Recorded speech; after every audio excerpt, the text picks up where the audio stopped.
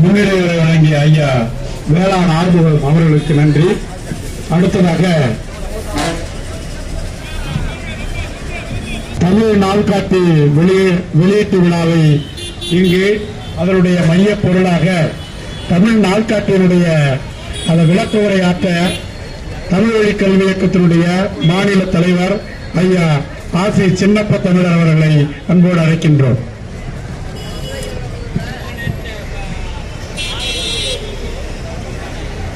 தமிழ் வழி கல்வி இயக்கத்தின் சார்பாக இந்த திங்கள் முழுவதுமே இந்த திருவள்ளுவர் ஆண்டு 2057 நாள்காட்டியை வெளியிட்டு தமிழ்நாடு அளவிலே ஏறக்குறைய 20க்கும் மேற்பட்ட மாவட்டத்திலே இது ஒரு பரப்புரை இயக்கமாக எடுத்திருக்கிறோம்.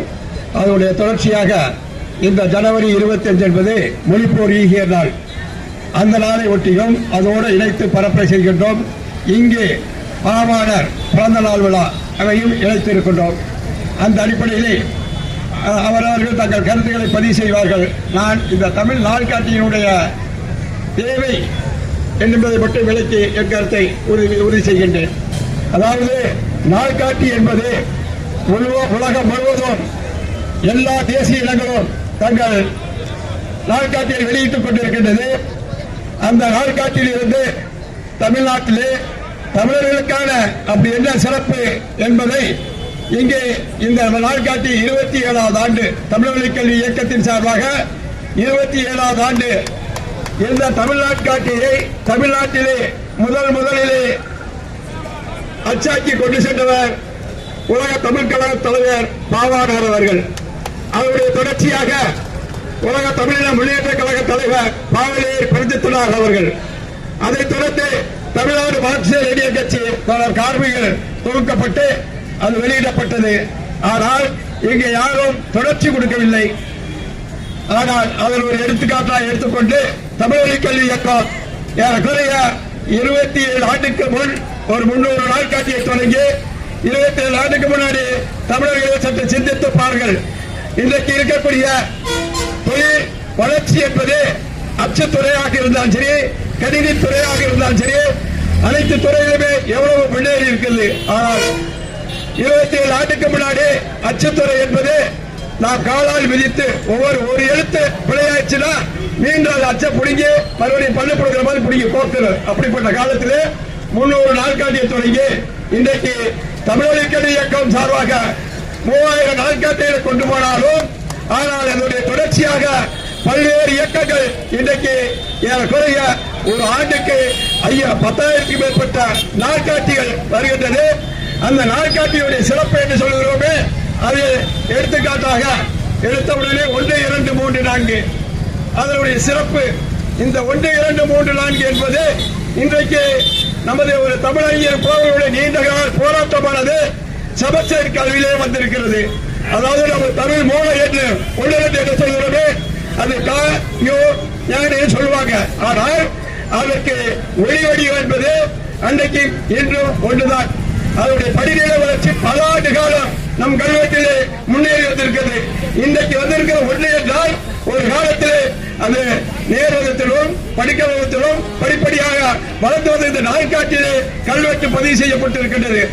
ஆனால் இந்த 1, 2, 3, 4, 5 9க்கு பிறகு 10 வர வேண்டும். அப்ப 10 என்றால் 2 எண் இலக்கம், 100 என்றால் 3 எண் இலக்கம், இப்படி வரும். ஆனால் உலகத்திலேயே தமிழர்கள் அதை ஆய்வாக எடுத்துக்கொண்டு ஒரு காலத்தில் தமிழுக்கு 9க்கு பிறகு 10 ஒரே எழுத்துதான். வியாபாரி இருக்கு, வியாபாரி. அப்போ ஒரு இலக்கம் 100 என்றால் 2 இலக்கம் 3 இலக்கம் வரணும். அதற்கு அன்றைக்கு ஒரே எழுத்துத்தான். அந்த அப்போ 1000 என்றால் 4 இலக்கம் வர வேண்டும். அன்றைக்கு ஒரே எழுத்துத்தான். இதைத்தான் தொன்மை காலத்தில் நாம் பயன்படுத்தி வந்தார்கள். ஆனால் உலக அறிவியல் வளர்ச்சியிலே தமிழர்கள் என்ன செய்தார்கள்?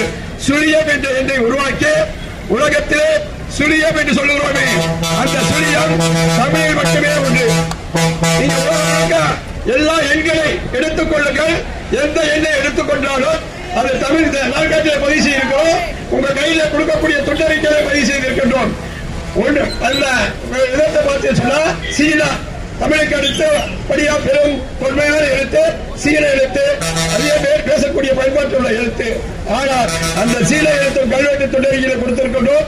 சுழியம் என்பது கிடையாது, ஒரே எழுத்து தான். அதற்கடுத்த கட்டமாக இன்னைக்கு உலகம் முழுவதும் இங்கிலீஷ் உலக அளவில் இருக்க சொல்கிறோம். ஆனால் இன்று வரைக்கும் தமிழர்களை முக்கியமான செய்தி அதான், இங்கிலீஷ் தான் அறிவியல் மொழி என்று நம்ம திணிமைப்படுத்தி அறிமுகப்படுத்திய காலம் உண்டு. ஆனால் இன்று வரை இங்கிலீஷுக்கு என்று 1, 2, 3, 4 எண்கள் கிடையாது.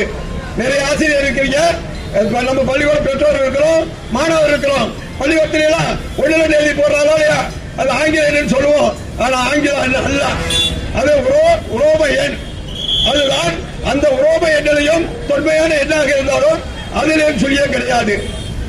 ஒரு எக்ஸ் போடுவீங்க, அதுக்கடுத்து ஒரு 1 சேர்த்துக்கிறீங்க, அப்புறம் 2 சொல்லி கொடுத்தா வளரும், அதுலையும் கிடையாது.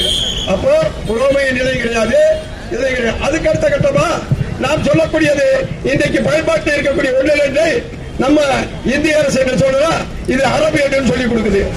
அரபு நாட்டுக்காரர் என்ன சொல்றாங்க, இது எங்க எண்ணு இல்லைங்க, எங்களுடைய அரபு எண் வேற, உறுதி எண் வேற. அது நாட்காட்டில பதிவு பண்ணியிருக்கோம், உங்க கையில கொடுக்கக்கூடிய தொண்டறிக்கையில பதிவு பண்ணியிருக்கோம். அந்த எண்ணம் அவர்கள் இது இந்திய எண் என்று சொல்லிவிட்டார்கள். அப்போ இன்றைக்கு வளர்ந்திருக்கக்கூடிய உலகம் முழுவதும் பயன்படுத்தக்கூடிய 1, 2 தமிழ் எண்களே. அப்ப இரு எண்களும் தமிழ் எண்களே விளக்கக்கூடிய அளவு தான் இந்த 2ஐ பதிவு செய்வோம். ஏன் நம்மளால் சொல்ல முடியும் என்பது இறுதியாக நமக்கு ஒரு அரசு உரிமை, இறையாக்க உரிமை இல்லாத காரணத்தினால் தமிழ் 1, 2 இந்திய என்று சொல்கிறார்கள்.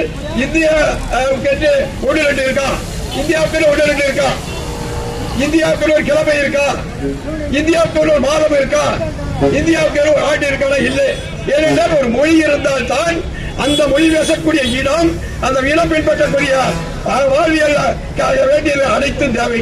ஆனால் அப்படி கிடையாது. அதனால் அவர்கள் இந்திய என்பது தமிழ் என்று சொல்லாமல் நடத்தி விடுகிறார்கள். இதுக்கு விளக்க உரையாக தெரிந்து விளக்க இது உடலுடைய நிலை. இரண்டாவதாக கிழமை என்று சொல்கிறோமே, ஞாயிறு, திங்கள், செவ்வாய். அதே இன்றைக்கு உலக அளவில் இந்த ஞாயிறு, திங்கள் என்பது 7 நாளையும் 7 கோள்களை வைத்து, எப்ப இன்னைக்கு இல்ல, இன்னைக்குதான் தொலைநோக்கு கருவி வந்துருச்சு. வான் உலகத்துல கருவியில போய் பறக்கிறோம், அங்கேயிருந்து படம் பிடிச்சு இங்க அனுப்புறோம். இன்னைக்கு அவ்வளவு வளர்ந்துருச்சு.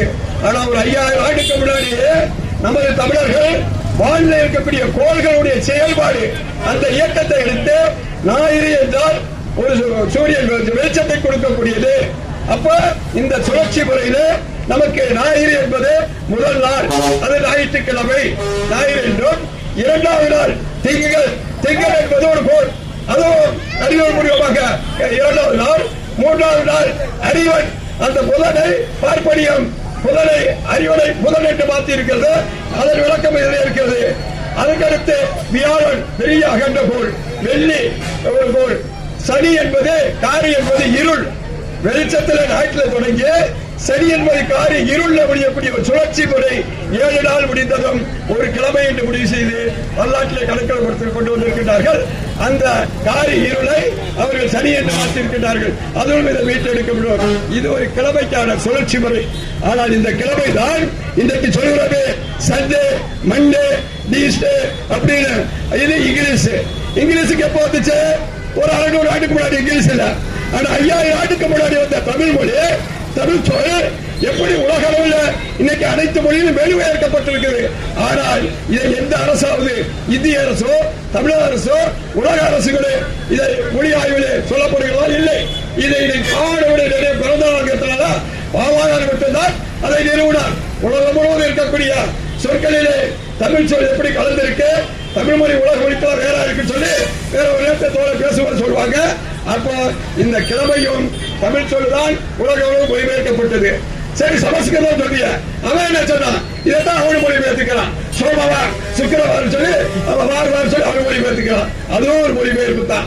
இப்படி இந்தியிலே, தெலுங்கிலே, கன்னடத்திலே, மலையாளத்திலே உலக மொழிகள்லாம் நமது மூல சொல்லாக இருக்கின்றது. 2.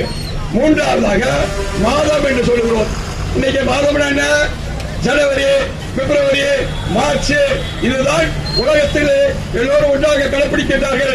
இது அறிவியல் மாதம் என்று சொல்கிறார்கள். அதான் நம்ம தொண்டறிக்கையிலே கொடுத்திருக்கோம். எது தமிழ் மாதங்கள் எப்படி அறிவியல் மாதங்களாகவும் இங்கிலீஷ் பின்பற்றக்கூடிய மாதம் எப்படி ஆன்மீக மாதமாக இருக்கிறது என்பதை அதில் விளக்கி இருக்கின்றோம். ஜனவரி என்றால் நமக்கு சொல்லுகிறோம் சுரவம், கும்பம், மீனம், மேளம். இதையும் நமது கல்வெட்டிலே உலக அளவில் பதிவில் இருந்தாலும் பாவாணர் தான் அதையும் மொழிபெயர்த்து அரசர் கொடுத்து ஏற்க வைத்தார். சுரவம் என்ன? வானில் இருக்கக்கூடிய நட்சத்திரம் சொல்றமே அது சமஸ்கிருதம். இங்கிலீஷ்ல ஸ்டார் இருக்கிறோம். ஆனா தமிழ்ல பல சொல்ல இருக்கு. டெல்லி, உடுகதிர், ஓரை, இப்படி பல சொற்கள் இருந்தாலும் அந்த உடுகதிர் ஒன்று கூடக்கூடிய காலத்தை எப்ப 28 நாளைக்கு எப்படி கூடி கலையுது, 30 நாளைக்கு எப்படி அந்த ஓரைகள் கூடி கலையுது, 31 நாள் எப்படி கலையுது செய்து முன்னோர்கள் அதை ஆய்வாக கண்டு சுரோமின் போல வாக்கி அந்த மாதம் முழுக்க கூடி கலையுது. அதுதான் தை. அந்த மாதத்தினுடைய சொல்லுகின்றோம் சுரவம். அதுக்கடுத்து கும்பம். கும்பம் போட்டு உடம்புக்கு சொல்ற கும்பம் போட்டு அந்த கோள்கள் கூடி கலையுதை இந்த மாதம் கும்பம் அப்படி என்று 12 மாசத்தையும் அறிவியல் பூர்வமாக வானில் இருக்கக்கூடிய கோள்களை வைத்து அறிவியல் பூர்வமாக தொகுத்து கொடுத்தார்கள். ஆனால் இன்று வரை இது பாடத்திலே வரவில்லை. ஆனால் இதை மொழிபெயர்க்கப்பட்டவர்கள் அவர் இங்கிலீஷ் மாதம் என்றும் சமஸ்கிருத மாதம் என்றும் பல மாநில மொழிகளாக மொழிபெயர்த்திருக்கிறார்கள். அது அவர்கள் தேவை. ஆனால் இது மாதத்தினுடைய விளக்கமும் இதில் 12 மாதமும் எப்படி கோள்கள் அறிவுபூர்வமான என்பது சுட்டறிக்கையில படத்தோட விளக்கியிருக்கிறோம். இதனை 12 மாதத்துக்கும் எப்படி சுரவம் என்பது எப்படி தையினாச்சு, தை என்பது தமிழ் சொல்லு. அதுக்கு முன்னாடி பார்ப்படி எப்படி வர்றதுன்னா புனர் தை, அவருடைய புனர் தை அது சமஸ்கிருத சொல். புனர் தெரிஞ்சவன் சொல்லி தையை மட்டும் சொல்றான். மாசிங்கிறோம், மாசிங்கிற தமிழ் சொல்லு. ஆனா மகசி என்பவனுடைய மூல சொல்லை மாசி என்று குறிக்கின்றான். நம்மளுடைய இந்த சுரோகும்ப மீனத்தை ராசி ஆக்கி விட்டுட்டான். நம்மள நீ சிம்ம ராசி, கடக ராசின்னு சொல்லி அப்படிப்பட்ட இதை மீட்டெடுப்பதற்கு இது ஒரு கருவியாக படமாக எடுத்துக்கொண்டு வருகிறோம். இது 1, 2 கிழமை மாதம் இறுதியாக ஆண்டு என்று சொல்லுவார்கள். ஒவ்வொரு காலத்தில் ஆண்டு இருக்கிறாங்க. சேரர் ஆண்டா, சோழர் ஆண்டு போக வர செலவுக்கு கணக்குக்கு ஒரு சுழற்சி வேணும். அப்போ இன்றைக்கு இருக்கக்கூடிய இந்திய ஒன்றிய அளவுக்கோ உலக அளவுக்கோ ஒரு அரசு இல்லை. இன்றைக்கு இருக்கக்கூடிய தமிழ்நாடு அளவுக்கு 234 சட்டமன்ற உறுப்பினர் கொண்டு தமிழ்நாடு கைகளை வரைபடத்தை கொண்டு இன்னைக்கு இருக்குது. அப்படிக்கு அதுவும் கிடையாது. சேரர் ஆண்டார், சோழர் ஆண்டார், பாண்டியர் ஆண்டு, சிற்றரசர், பேரரசர் ஆண்டாங்க. அவர்களுக்கு அளவச்சாங்க கொல்லம் ஆண்டு, களியாண்டு வச்சாங்க. ஆனா இந்த ஆண்டுகள்லாம் சுழற்சி முறைக்கு வராது. வட்டமுறை தான் வரும். எப்படி ஞாயிற்றுக்கிழமை தொடங்கி காரி வந்து 20 வட்டத்தில் வந்து நிற்கும். ஆனால் மாதங்கள் எப்படி சுரவத்தில் தொடங்கி அது சிலையில் வந்தா வட்டத்தில் வந்து நிற்கும். ஆனால் ஆண்டு என்பது அது சுழற்சி முறைக்கு, வளர்ச்சி முறைக்கு வரணும். நீருடைய சுழற்சி போட்டு போகணும். அந்த அடிப்படையில் தான் இன்றைக்கு தமிழ்நாடு என்பது திருவள்ளுவரை முன்னிறுத்தி 2057 எப்படி கண்டுபிடிச்சோம்? அது தமிழறிஞர் மூலமெல்லாம் கூடி வரையறுக்கிறாங்க. எதிலிருந்து? திருக்குறளை எடுத்துக்கொண்டார்கள். திருக்குறள் வள்ளுவர் பிறந்தது என்பது இந்த 2057 ஆண்டுக்கு முன். அப்ப ஆங்கில ஆண்டு சொல்றா பாருங்க, அதுவும் தவறு. 2026 ஆங்கில ஆண்டு இல்ல. அவனே தெளிவா சொல்றான் கிபி கிமு. அப்ப கிறிஸ்துவ ஆண்டு தானே. கிறிஸ்து பிறப்பதற்கு முன் பின். அப்ப இயேசு பிறப்பதற்கு முன் 37 ஆண்டு முன் பிறந்தவர் திருவள்ளுவர் கணக்கிட்டு நீங்க 2026 32 கூட்டியா 2057 வரும். அதுதான் தமிழ் ஆண்டு வரையறுக்கப்பட்டு தமிழ்நாடு அரசு ஏற்றிருக்கு. நேற்று கூட கார்ல் மார்க்ஸுடைய சிலையை தமிழ்நாட்டு முதலமைச்சர் திறந்த போது அந்த அழைப்பிலே பதிவு பண்ணியிருக்கிறார். திருவள்ளுவர் ஆண்டு 2057 என்று அந்த இன்றைக்கு அரசு கோப்பில் இருக்கு. அந்த அடிப்படையில் இந்த ஆண்டு முயற்சிகளையும் நாம் மீட்டெடுப்பதற்கு தமிழ்நாட்டில் என்ன சிறப்புனா நமக்கு மட்டும் இல்ல, எல்லோருக்கும் சுழற்சி முறை ஆண்டு இருக்குது. இப்ப கிறிஸ்துவ ஆண்டுல 2026, 27, 28 தொடர்ச்சியா வரும். அது சுழற்சி ஆண்டு. அதே மாதிரி இஸ்லாமியர்களுக்கு ஆண்டு இருக்கு, அதுவும் சுழற்சி ஆண்டு. அதே மாதிரி சீக்கியர்களுக்கு ஆண்டுக்கு சுழற்சி முறை, பௌத்தத்துக்கு ஆண்டு, எல்லாத்துக்கும் இருக்கு. ஆனா இந்த ஆண்டுகள் என்னன்னு சொன்னா அந்த ஆண்டை நிறுவியவர்கள் அந்த ஆண்டுக்கு பின்னாடி ஒரு மூட நம்பிக்கையான மத கருத்துகள் இருக்கு. ஆனால் தமிழ்நாட்டில் சொல்லக்கூடிய திருவள்ளுவர் ஆண்டுக்கு எந்த சாதிக்கலையோ சமயத்துக்களையோ மதத்துக்களையோ மூட நம்பிக்கையோ அறிமுகப்படுத்த முடியாது என்பது தமிழ்நாடு என்று சொல்லுகிறோம். இந்த அடிப்படையில் இப்படிப்பட்ட சுருக்கமாக இதுக்கு என்ன நேர கூடுதல் இருக்கு. ஒவ்வொரு இயக்கத்தினுடைய தமிழ் கல்வி இயக்கத்தை பார்த்தா நோக்கத்தை முழக்கப்பாதையில் பதிவு செய்யப்பட்டிருக்கிறது. ஒவ்வொரு தலைவர்களை பாவலர் எப்போ தோற்றினார், எப்ப மறைந்தார், அதே பாவலர் பெருஞ்சித்தினார் எப்போ தோற்றினார், எப்போ மறைந்தார், தந்தை பெரியார் எப்போ தோற்றினார், எப்போ மறைந்தார், அதே மாதிரி அம்பேத்கர் இப்படி 12 மாதத்துக்கும் 12 தலைவர்களுடைய தோற்ற பறவையும் பதிவு செய்து அவருடைய பொன்மொழிகளால் பதிவு செய்யப்பட்டிருக்க தமிழ்நாட்டு தமிழர்களை நமக்கு என்று நாம் ஒன்றிய அரசினுடைய ஒன்றி இருக்கின்ற காலத்தினால் சார்பாக இந்த மாதத்தையோ ஆண்டையோ முடிவெடுத்து கொண்டு போக முடியவில்லை.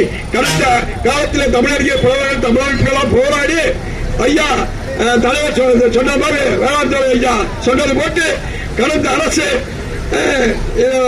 இந்த கோரிக்கை ஏற்று சுரவு 1 தமிழ் புத்தாண்டு அறிவிச்சாங்க. அந்த அம்மா உடனே அன்றைக்கே சொன்னாங்க நாங்க வந்தா மாத்திக்கிறோம் சொல்லி அது அடிப்படையில் பார்ப்பனியாண்டு மாற்றப்பட்டு இன்றைக்கு மீண்டும் சித்தரதா இருக்கு. இதை தொடர்ந்து கோரிக்கை வைத்துக் கொள்வோம். இதை நாம் தீர்மானிப்பட்டு இறுதியாக முடிவு செய்ய வேண்டுமென்றால் நமக்கென்று 54 பெறப்பட்டக்கூடிய தமிழ்நாட்டுக்கென்று ஓர் அரசு, தற்சார்பு அரசு, இறையாண்மை அரசு தந்தை பெரியார் 1938 என்ன சொன்னாரோ அது 1973 என்ன சொன்னாரோ அந்த போட்டு கையகல இடமாக இருந்தாலும் எனக்கு விடுதலை பெற்ற அரசாக நாங்களே தீர்மானித்துக் கொண்டது 234 பேர் சட்டமன்ற உறுப்பினர் இருந்தோம்னா நம்ம போடக்கூடிய தீர்மானத்தை அந்த மக்களுக்கு எடுத்து செல்லணும். அதுக்கு தான் அரசு, அதுக்கு தான் அமைச்சர், அதுக்கு தான் சட்டமன்ற உறுப்பினர், அதுக்கு தான் அதிகாரிகள் வச்சிருக்கிறோம். ஆனா இங்க என்ன இருக்கு, இவர்கள் போட்டுவிட்டா நம்ம மக்களுக்கு நமக்கு தொடர்பான ஒருத்தர் வந்து ஆளுநர் உட்கார்ந்துக்கிட்டு தமிழ தெரியாது, மொழிய தெரியாது, இனத்தை தெரியாது, நம்மளுடைய பண்பாடு தெரியாது, நம்ம பழக்க தெரியாது. அவன் உட்கார்ந்து பல லட்சம் ரூபாய் நம்மளுடைய உழைக்கும் மக்களுடைய தமிழருடைய பணத்தை வரிப்பணத்தை வாங்கி சாப்பிட்டுக்கிட்டு தமிழுக்கு எதிராக பேசிக்கிட்டு இருக்கலாம், தமிழ்நாட்டு அரசுக்கு எதிராக பேசிக்கிட்டு இருக்கலாம். போடக்கூடிய சட்டத்தை அந்த உட்கார்ந்து இருக்கைங்கிற போக்குவரத்தை வைத்துக் கொண்டு ஒன்றிய அரசுக்கு அனுப்பாமல் தடுத்து நிறுத்திக் கொண்டார். இப்படிப்பட்ட நிலை போக்க வேண்டும் என்றால் அந்த விடுதலை பெற்ற அரசு என்றால் அந்த ஆளுநருக்கு இங்க வேலை இல்லை. அந்த மக்களை தேர்ந்தெடுக்கப்பட்ட சட்டமன்றத்துக்கு முழுமையான அதிகாரம் வரும். அதுவரை நாம் இப்படிப்பட்ட செய்திகளை நம்ம மக்கள் மத்தியிலே பரப்புரையா செய்து ஒரு தமிழ் தேசிய ஆற்றலாக வாக்குறுதி எதிர்ப்பு தமிழ் தேசியம் இந்த பைத்தியக்கார சீமான் சொல்ற மாதிரியோ மணியரசன் சொல்ற மாதிரி இல்ல. வாக்குறுதி எதிர்ப்பு தமிழ் தேசியம், வாக்குறுதி எதிர்ப்பு காப்பு தமிழ் தேசியம் அல்ல. அறிவியல் பூர்வமான வாழ்வியலை உருவாக்குவதற்கு நாம் அணியமாக வேண்டும். அதற்கு இந்த நாள் காட்டி 12 மாசமும் முழுமையாக பெற்றுக் கொள்ளுங்கள், தொண்டறிக்கை பெற்றுக் கொள்ளுங்கள். மேலும் இதை சார்ந்த நூல்கள் எல்லாம் இருக்கிறது, வாங்கி பெற்றுக்கொண்டு இந்த அரசுக்கு இந்த கோரிக்கை நிறைவேற்றுவதை இணைந்து போராடுவோம். அது வரைக்கும் மார்க்சியவாதிகளும் பெரியாரியவாதிகளும் அம்பேத்கரியவாதிகளும் இணைந்து போராடுவோம். அதற்கு ஒரு எடுத்துக்காட்டு நேற்று 2000க்கும் மேற்பட்ட பேர்கள் சரி காரல் மார்க்சுக்கு உலகத்திலேயே எந்த மற்ற நாட்டை பற்றி தெரியாது, இந்தியாவிலே எந்த மாநில அரசும் காரல் மார்க்சுக்கு உயரமான அதாவது முழுநில சிலையை உருவாக்கவில்லை. பொதுவுடைமை கட்சி தோழர்களா வந்திருக்கிறீங்க. பொதுவுடைமை கட்சி ஆளக்கூடிய ஆண்ட கேரளா, திரிபுரா, மேற்கு வங்காளத்தில் இல்லை. நெடுஞ்சாலை திரிபுரா உருவாக்கி வைத்ததால் அந்த பார்க்கக்கூடிய ஜனநாயக கூட்டம் உடைத்து நொறுக்கி விட்டது, அத்தோடு முடித்து விட்டது. ஆனால் இன்றைக்கு உலகத்தில் இருக்கக்கூடிய பெரிய நூலகம் என்ற கண்டிப்பான நூலகத்தில் 6 பேர் அந்த சிலையை வைக்கப்பட்டு நேற்று அனைத்து இயக்கங்கள் உடனிருந்து அறிக்கைப்படுவர்களால் திறந்து வைத்துக்கணும். இந்த நாளத்தில் நாம் தமிழக அரசுக்கு நன்றி சொல்லி அதே போன்று அம்பேத்கர் பெரியார் இயக்கங்கள் தொடர்ந்து இணைந்து போராடி நம்முடைய அரசுடைய பெறுவரை இணைந்து போராடுவோம், பெறுவோம் என்று கூறி விடைபெறுகின்றேன். நன்றி, வணக்கம்.